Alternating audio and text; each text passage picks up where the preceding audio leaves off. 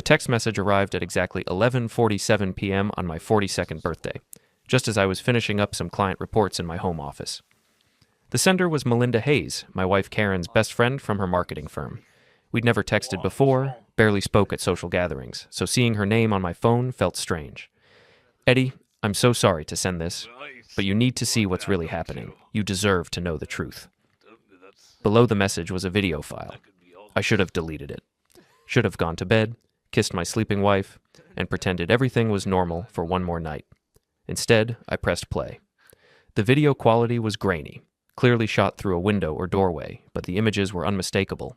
My bedroom, my king-size bed with a navy blue comforter Karen had insisted on buying last Christmas, and there was my wife of 18 years, naked and writhing beneath Brad Morrison, her college boyfriend who'd recently moved back to town.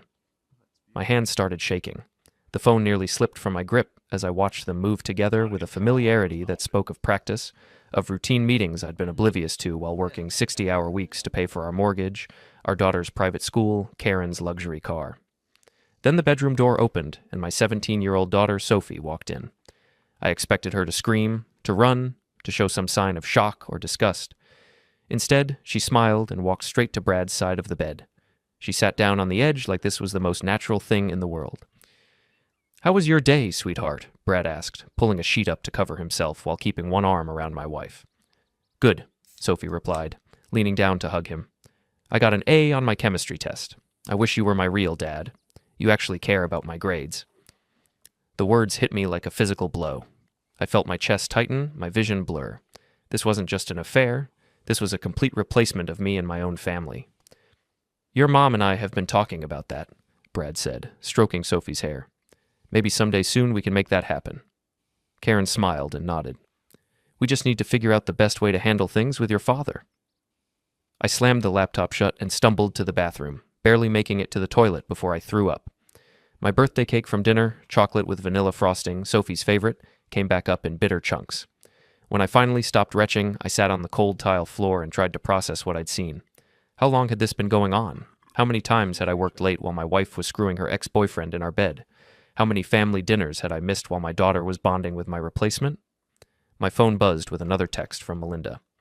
"I know this is horrible timing, but I couldn't watch this anymore. I've been trying to talk Karen out of it for months. She's planning to ask for a divorce after the holidays. She wanted to wait until after your birthday so she wouldn't ruin it for you. I thought you should know before she blindsides you." I laughed out loud at that. Wouldn't want to ruin my birthday. How thoughtful. Another text. "If you need someone to talk to, I'm here. You don't deserve this, Eddie. You're a good man." I stared at that message for a long time. Melinda had always been polite to me at Karen's work functions, but distant. I'd assumed she didn't like me much. Now I wondered if she'd been keeping this secret, watching me play the fool at office parties while everyone else knew what was happening behind my back. The house was quiet. Karen was supposedly at a client dinner that would run late. Sophie was at her friend Jessica's house for a sleepover, or so they'd told me. For all I knew, they were both upstairs right now, continuing their cozy little family meeting. I walked upstairs and checked our bedroom. Empty, but the bed was unmade in a way that suggested recent activity. Karen always made the bed in the mornings, always, except when she was too busy or distracted. In Sophie's room, I found a framed photo on her nightstand that made my blood run cold. It was a picture of her, Karen, and Brad at some restaurant I didn't recognize. They looked like a family. Sophie was in the middle, arms around both adults, beaming at the camera. The photo was recent. Sophie was wearing the sweater I'd bought her for her 17th birthday last month. I sat on her bed and tried to remember the last time she'd hugged me like that. The last time she'd looked at me with that kind of genuine affection. I couldn't. When had I become the outsider in my own family? My phone rang. Melinda. "Eddie, are you okay? I've been worried since I sent that video." "I'm fine," I lied. "Just processing." "I know this is a lot. I debated for weeks whether to tell you, but Karen's been so cold about it, talking about you like you're just an obstacle to get around. It made me sick." "How long have you known?" "About 6 months. It started when Brad moved back to town. Karen ran into him at the grocery store and they started texting, then coffee dates, then..." She trailed off. "Then my bedroom." "I'm so sorry, Eddie." I tried to talk her out of it. Reminded her about your marriage, about Sophie. But she said she'd never gotten over Brad, that marrying you was a mistake she made when she was young and scared. "A mistake. 18 years of marriage, a daughter, a home we'd built together. All of it was just a mistake she'd made when she was young and scared. Hard work. There's something else, Melinda continued. Something I probably shouldn't tell you, but I think you have a right to know. What? Karen's been telling people at work that you're having an affair. She's been setting up this narrative that you're the cheating husband, that she's the victim. I think she's planning to use that in the divorce. The betrayal kept getting deeper. Not only was she cheating on me and turning my daughter against me, but she was also planning to destroy my reputation in the process. Why are you telling me this, Melinda? What's in it for you? She was quiet for a moment. Honestly, I've always thought Karen was lucky to have you. You work so hard for your family, you're kind, you're reliable, and watching her throw that away for some midlife crisis fantasy it pisses me off. You deserve better. What do you think I should do? Document everything, get a good lawyer, and don't let her control the narrative. She's counting on you being too nice, too passive to fight back. Don't be. After we hung up, I sat in the dark for hours, thinking about the past year. All the signs I'd missed or ignored, Karen's sudden interest in working out, her new wardrobe, the way she'd started criticizing everything about me, my clothes, my job, my hobbies. She'd been preparing to leave, slowly building a case against me in her own mind to justify what she was doing. And Sophie, my little girl who used to think I hung the moon. When had she started looking at me with such disappointment? When had I become the parent she complained about instead of confided in? I thought about all the soccer games I'd missed, the school plays I'd skipped for work calls, the family dinners I'd eaten standing up while checking emails. I'd been so focused on providing for them that I'd forgotten to actually be present for them. But that didn't excuse this. That didn't justify my wife screwing another man in our bed while my daughter called him daddy. As the sun started to rise, I made a decision. I wasn't going to be the passive victim in this story. If Karen wanted a war, she'd get one. But I was going to fight it on my terms, with my rules. I had some advantages she didn't know about. A successful IT consulting business that I'd kept separate from our joint finances. Savings accounts she didn't know existed. And now, thanks to Melinda, I had advance warning of her plans. Most importantly, I had nothing left to lose. The family I'd been working so hard to protect was already gone. Now it was just about making sure I didn't lose everything else in the process.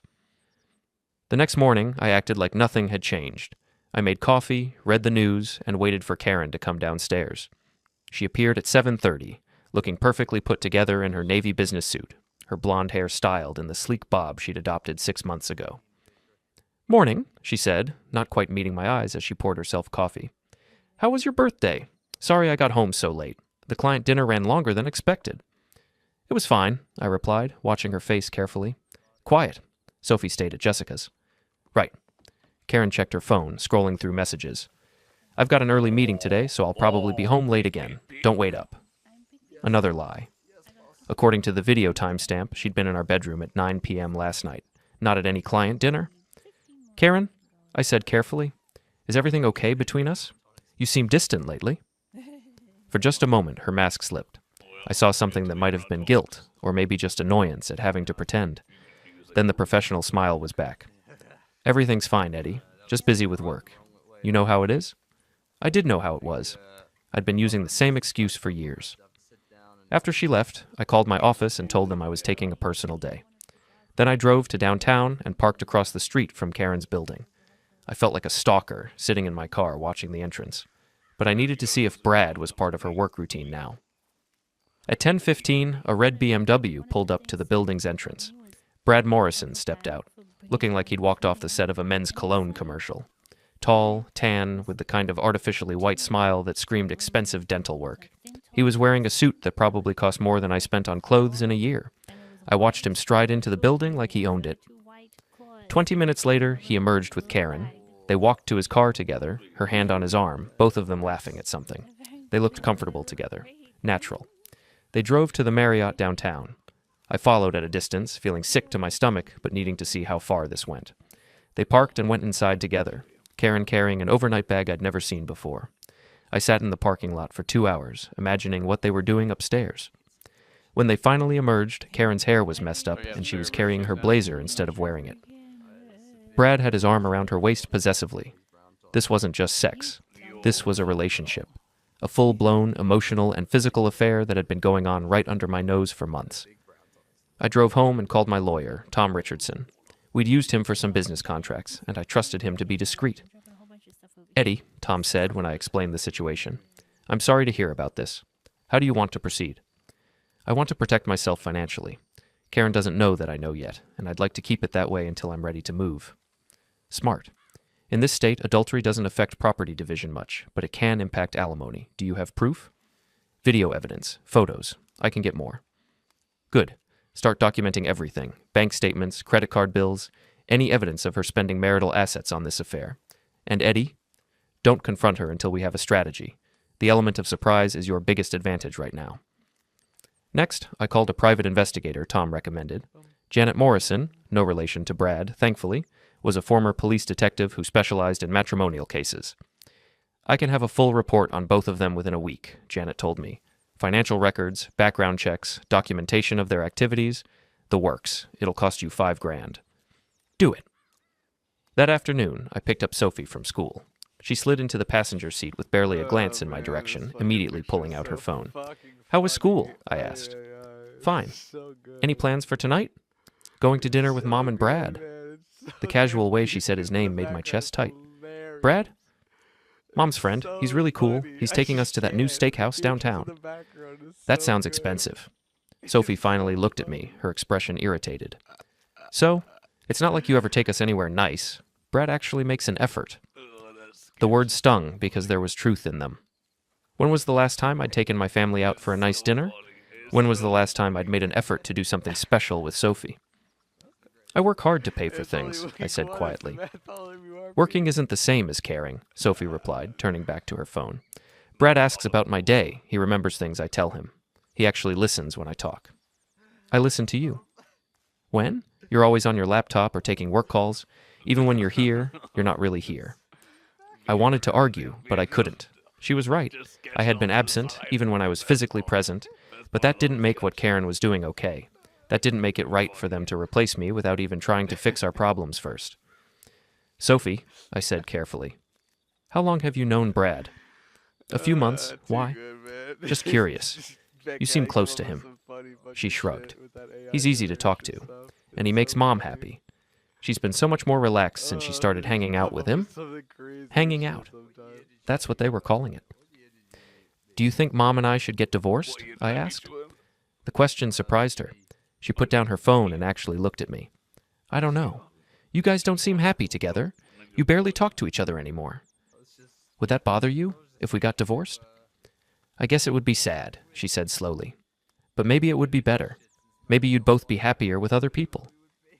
Other people, like Brad. And if Mom started dating someone new, how would you feel about that? As long as he was nice to her and nice to me, I think it would be okay. Sophie paused. You could date someone new too, Dad. Maybe someone who actually has time for a relationship. The conversation was like a knife twisting in my gut. My daughter had already accepted the end of our family. In her mind, I was already the ex-husband who'd been replaced by someone better. That evening, I sat alone in our house while my wife and daughter went to dinner with my replacement. I ordered pizza and ate it, standing over the sink, thinking about how pathetic my life had become. My phone buzzed with a text from Melinda. How are you holding up? Been better, I replied. Want to grab a coffee? I know this is hard. I almost said no, but the house felt suffocating, and I needed to talk to someone who wasn't planning to betray me. We met at a small cafe near the university. Melinda was already there when I arrived, sitting in a corner booth with 2 cups of coffee waiting. You look terrible, she said as I sat down. Thanks. That's exactly what my ego needed to hear. She smiled sadly. Sorry, I just meant you look tired. This has to be eating you alive. I followed them today, I admitted. Watched them go to a hotel together. Watched my daughter get in the car with them like it was the most normal thing in the world. I'm sorry, Eddie. I know how much your family means to you. Meant. Past tense. Apparently, I've already been voted out. Melinda reached across the table and touched my hand. Their inability to appreciate you doesn't diminish your worth. I looked at her, really looked at her, for maybe the first time. She was attractive in an understated way. Auburn hair, green eyes, a genuine smile that reached her eyes. Why had I never noticed that before? Why are you being so kind to me? I asked. We barely know each other. I've been watching you for years at office parties and company events, she said. You're always so attentive to Karen, so proud when she talks about her work, and you clearly adore Sophie.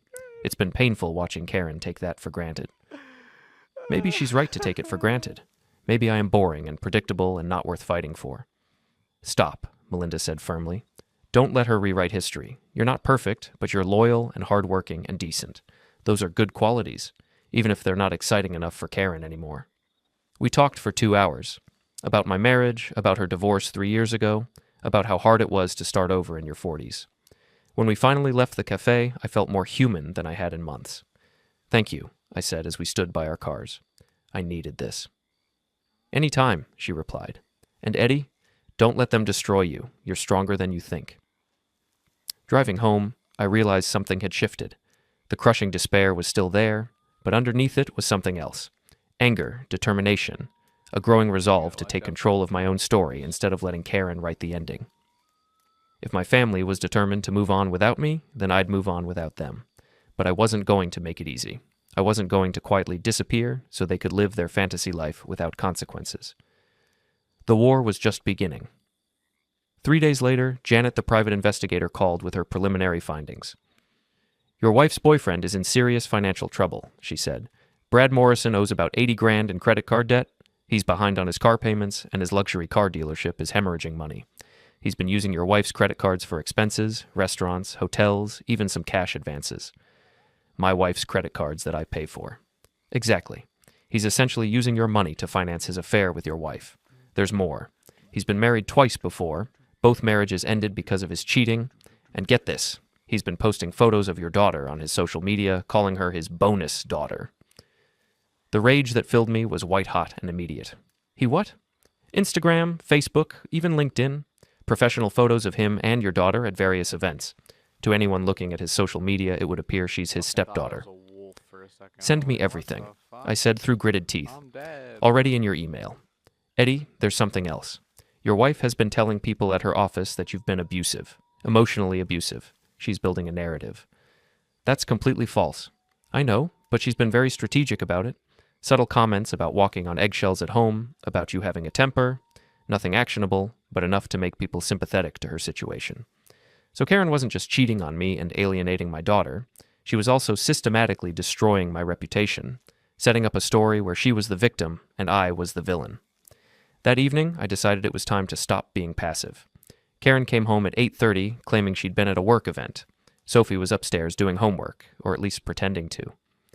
Karen, I said as she kicked off her heels in the entryway, we need to talk. Can it wait? I'm exhausted. No, it can't wait.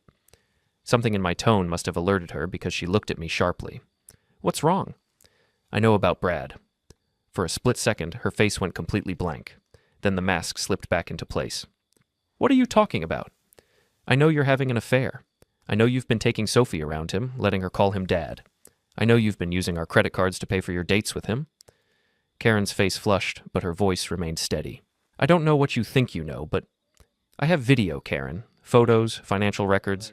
I know about the hotel visits, the dinners, all of it. The silence stretched between us.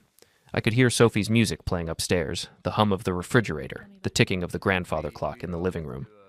Finally, Karen sank into the armchair across from me. How long have you known? Long enough. The question is, how long has this been going on? Since April. Her voice was quiet, almost resigned. We ran into each other at the grocery store and we started talking. It wasn't supposed to happen. But it did happen, in our bed, with our daughter calling him Daddy. Karen's composure cracked slightly. Sophie's been so much happier since Brad came into our lives. He pays attention to her. He cares about her interests. I care about her interests. Do you? Karen's voice turned sharp. When's the last time you asked about her friends, her classes, her college plans? When's the last time you took her somewhere just to spend time with her? The accusations hurt because they contained truth. I work to provide for this family. You work to avoid this family, Karen shot back. You've been checked out for years, Eddie. Physically present, but emotionally absent. I got tired of feeling like a single parent. So, you decided to find a replacement father for Sophie while you were at it? Brad loves her like she's his own daughter. He shows up for her in ways you never have. He's been posting photos of her on social media, calling her his bonus daughter, without my permission. That's not love, Karen. That's possession. For the first time, Karen looked genuinely surprised. What are you talking about? I pulled out my phone and showed her the screenshots Janet had sent me. Photo after photo of Brad with Sophie. At restaurants, at her school events, even at our house. In every photo, Sophie looked happy and comfortable with him. I didn't know he was posting these, Karen said quietly. There's a lot you don't know about your boyfriend, like the fact that he's drowning in debt and using our credit cards to stay afloat, or that he's been married twice before and cheated on both wives. You had me investigated? I had both of you investigated. Did you know he owes $80,000 in credit card debt? Did you know his business is failing? Did you know he's been telling his friends that he's going to land the marketing executive and solve all his financial problems? Karen's face went pale. That's not... Brad wouldn't what? Use you for money? Karen, wake up. You're not his great love story. You're his meal ticket. You're lying. I handed her a folder with Janet's complete report. Read it yourself. Bank records, credit reports, social media screenshots, witness statements from his ex-wives. Your Prince Charming is a con artist. Karen flipped through the papers, her face growing paler with each page. This doesn't change anything between us, she said finally. Even if Brad isn't, even if this is true, it doesn't change the fact that our marriage is over. You're right, I said. It is over, but I'm not going to let you destroy me in the process. I know you've been telling people at work that I'm abusive. I know you've been setting up a narrative to make yourself look like the victim. I never said you were abusive. Emotionally abusive. Walking on eggshells. Having a temper. Ring any bells? Karen had the grace to look ashamed. People were asking questions.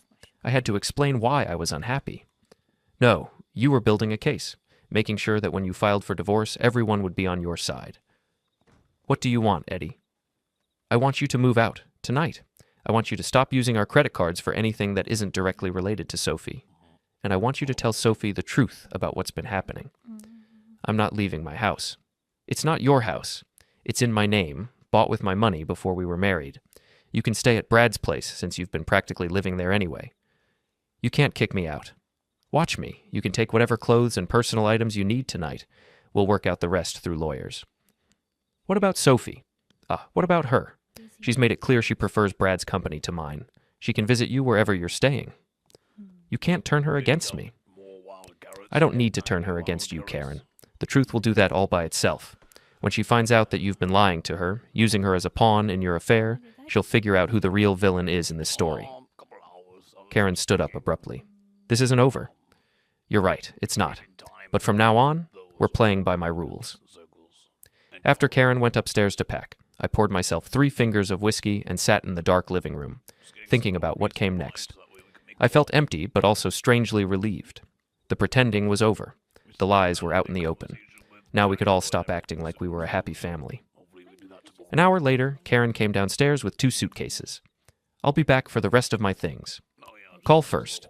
And Karen, if you or Brad come near Sophie without my permission, I'll file for a restraining order. The man has been posting photos of my minor daughter without consent. That's enough for a judge to take notice. You bastard. I'm the bastard? I'm not the one who's been screwing my ex-boyfriend in the family home while my daughter watched. Karen slammed the door on her way out. A few minutes later, I heard Sophie's footsteps on the stairs. Dad? She called. Where did Mom go? Come sit down, sweetheart. We need to talk. Sophie appeared in the living room doorway, looking younger than her 17 years in her pajamas and fuzzy slippers. What's going on? I heard shouting. Your mom and I are getting divorced, I said gently. She's moved out. Because of Brad? You knew? Sophie sat down on the couch, tucking her feet under her. I'm not stupid, Dad. I knew they were more than friends. And you were okay with that? I thought... She paused, looking uncomfortable.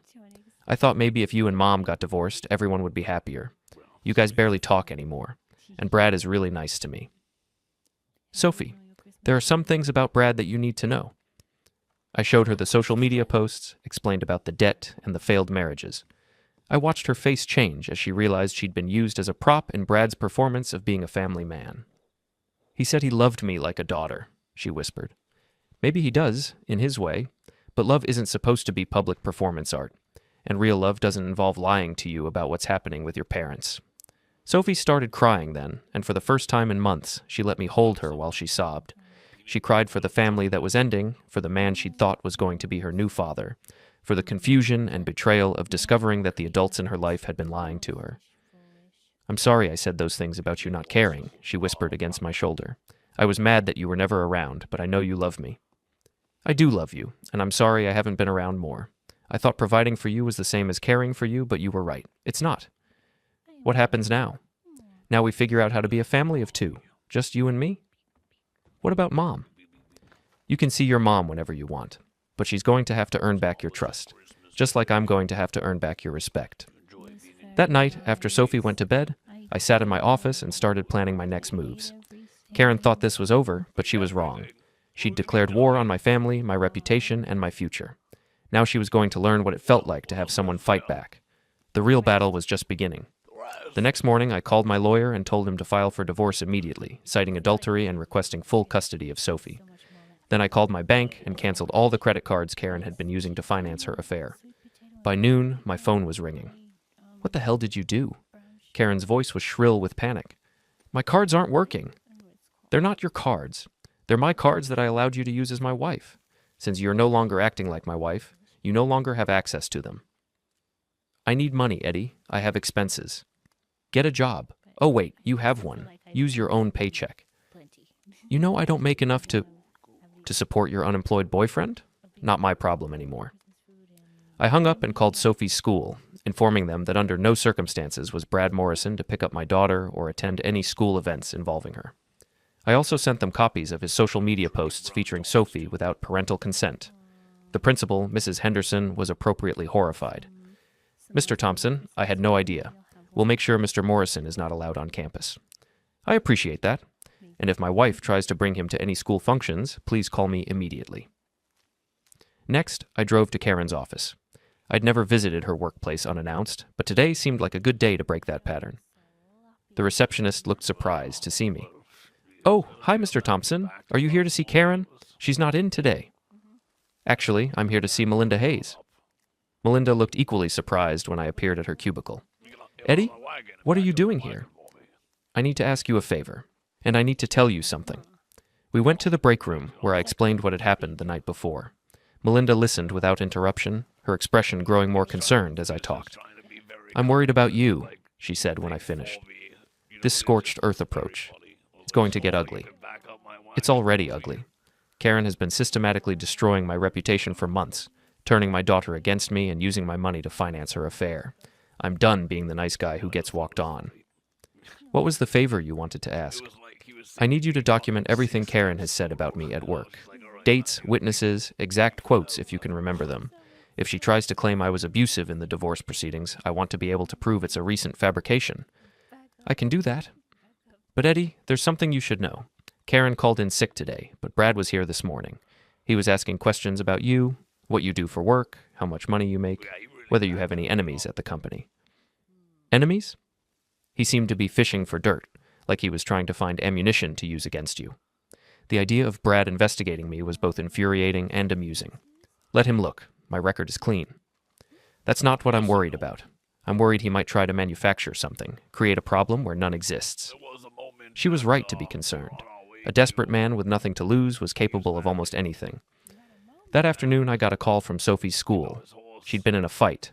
I found her sitting in the principal's office, her lip bleeding, and her school uniform torn. Across from her sat Jessica Martinez, her supposed best friend, sporting a black eye. What happened? I asked. Jessica said some things about you, Sophie replied, not looking at me. Things she heard from her mom. Mrs. Henderson looked uncomfortable. There was an altercation in the cafeteria, some name-calling that escalated to physical violence. What kind of name-calling? Sophie's voice was quiet, but furious. She said you were a deadbeat dad who drove Mom away. She said everyone knows you're emotionally abusive, and that's why Mom had to find someone else. I felt my jaw clench. The rumors Karen had been spreading were making their way through the community, poisoning my reputation one conversation at a time. And what did you say back? I told her she was a lying bitch and that her mom was a gossip who didn't know what she was talking about. Sophie, Mrs. Henderson said sternly, we don't use that kind of language at school. Sorry, Sophie muttered, not sounding sorry at all. I looked at Jessica, who was studiously avoiding eye contact. Jessica, what exactly did your mother tell you about my family? I don't want to say, she whispered. Say it, Sophie demanded. Tell my dad what your mom said. She said that Mrs. Thompson had to get a restraining order because you were threatening her, and that you've been stalking her and her new boyfriend. The lies were getting more elaborate and more dangerous.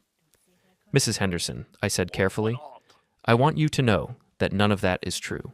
I have never threatened my wife, I have never been served with a restraining order, and I have never stalked anyone. These are malicious rumors being spread to damage my reputation. Mr. Thompson, I'm not here to judge your personal situation, but I do need both girls to understand that physical violence is not acceptable, regardless of what was said. Sophie got a 3-day suspension. As we walked to the car, she was quiet and subdued. I'm sorry I got in a fight, she said finally, but I couldn't let her talk about you like that. I appreciate you defending me, sweetheart, but you can't solve problems with your fists.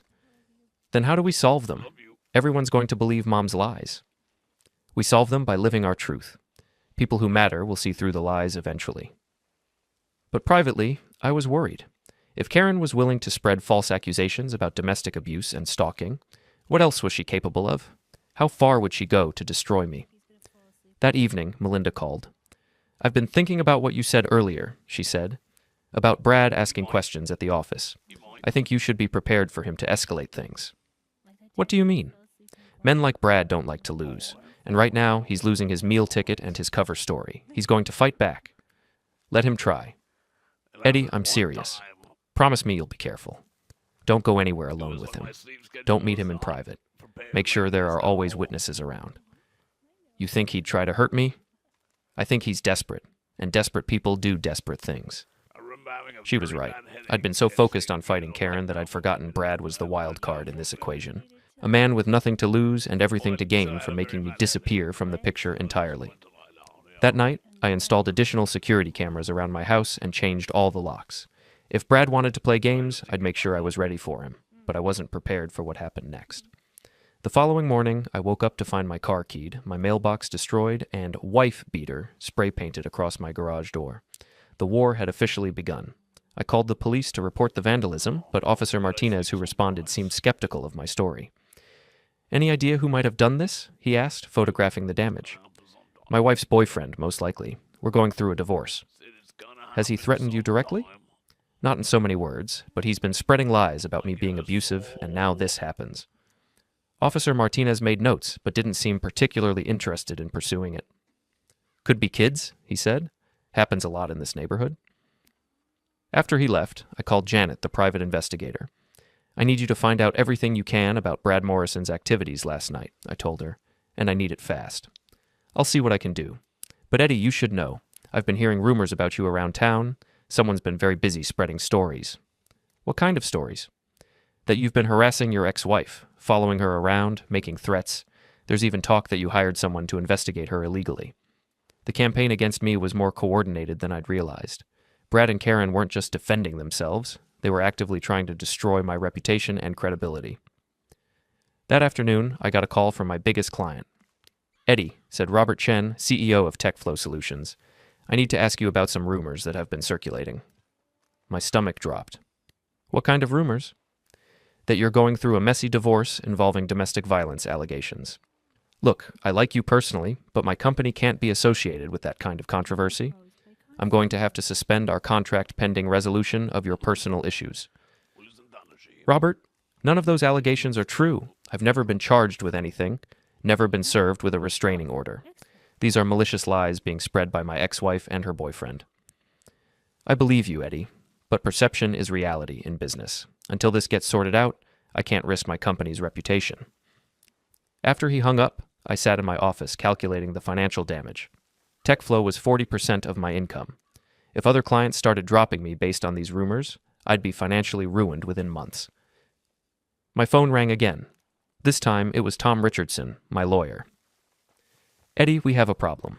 Karen's attorney filed a motion for emergency custody of Sophie, claiming you're unstable and potentially dangerous. Based on what evidence? They're claiming you've been harassing Karen and her boyfriend, that you had them illegally investigated, and that Sophie isn't safe in your home. They've got statements from several people saying you've been acting erratically. What people? Jessica Martinez's mother, for one. She claims Sophie told her daughter that you've been drinking heavily and talking about getting revenge on Karen. Another lie. I'd had exactly 3 drinks since this whole mess started, and Sophie had never said anything like that to anyone. They're also claiming that the vandalism at your house was staged by you to make Brad look bad. That's insane. Maybe, but they've got photos of you installing security cameras before the vandalism occurred. They're saying you planned it. I felt the walls closing in around me. Every move I'd made to protect myself was being twisted into evidence of my instability. What do? We fight. But Eddie, you need to be very careful from here on out. Don't do anything that could be construed as harassment or stalking.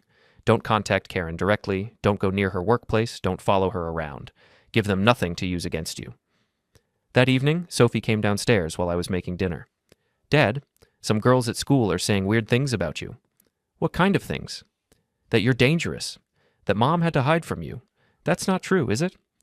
I sat down across from her at the kitchen table. Sophie, I need you to listen to me very carefully. Some people are spreading lies about me to try to win the custody battle. None of it is true, but it might get worse before it gets better. Why would Mom lie about you? Because she's scared. She knows she made bad choices, and now she's trying to make me look like the bad guy so she doesn't have to take responsibility for what she did. What if the judge believes the lies? Then we'll deal with that when it happens. But I need you to know the truth, even if other people choose to believe lies. The custody hearing was scheduled for the following Friday. I spent the week gathering evidence and preparing my defense, but I knew I was fighting an uphill battle. In custody disputes, allegations of abuse were taken seriously even without proof, and the burden was on me to prove my innocence. On Thursday night, Melinda called with urgent news.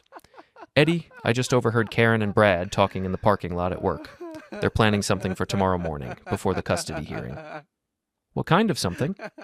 I couldn't hear all of it, but Brad said something about making sure you don't show up to court. And Karen said something about finally being free of you.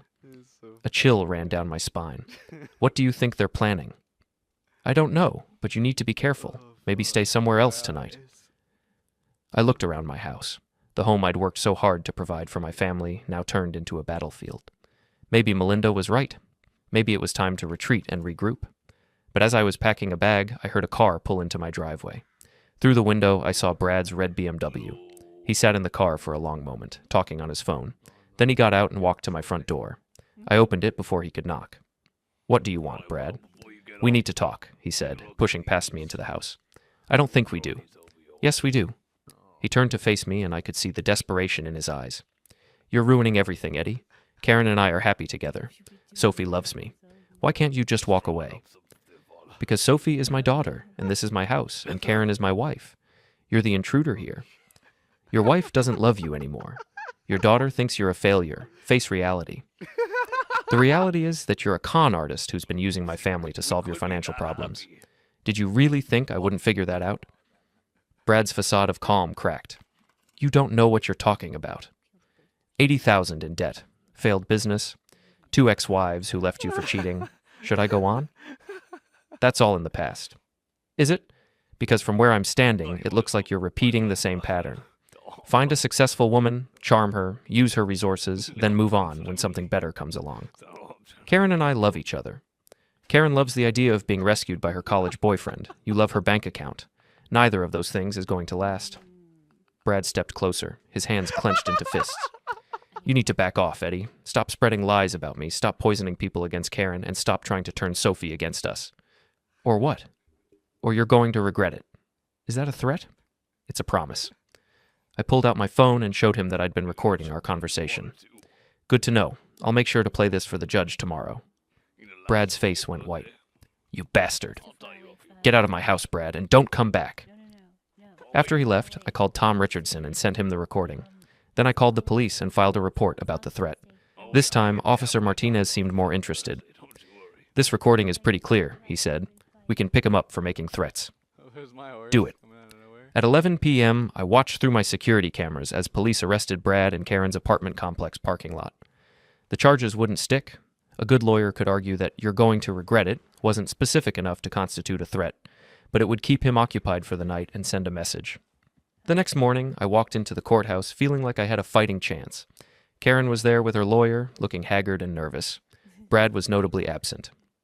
Your Honor, my lawyer began, my client is the victim of a coordinated campaign of harassment and defamation by his estranged wife and her boyfriend. We have evidence that they have been spreading false allegations of abuse, vandalizing my client's property and making threats against his safety.